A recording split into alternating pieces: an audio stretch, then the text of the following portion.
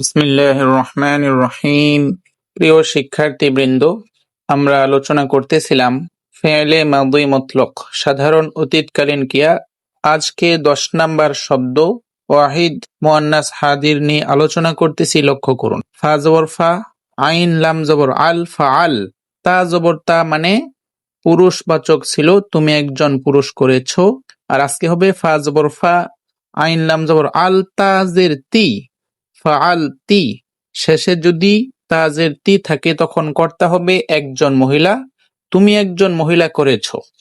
কোরআন থেকে আমরা এই ফরম্যাটে, এই ওজনে 4টি শব্দ নিয়ে এসেছি। লক্ষ্য করেন, কফলাম পেশকুল তাজের তি, শেষে দেখেন তাজের তি রয়েছে, তাই অর্থ হবে তুমি একজন মহিলা বলেছো।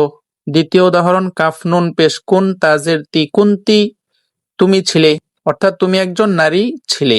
জিম হামজাজের জি, তাজের তি জিতি, তুমি একজন নারী এসেছো।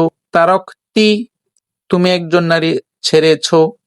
তাহলে আমরা এই পর্বে জানতে পারলাম ফেলে মাদি মতলক অর্থাৎ সাধারণ অতীতকালীন ক্রিয়ার 10 নাম্বার শব্দ মহিলাবাচক এক বচন ওয়াহিদ মুয়ান্নাস হাদিরের সিগা ফাআলতি।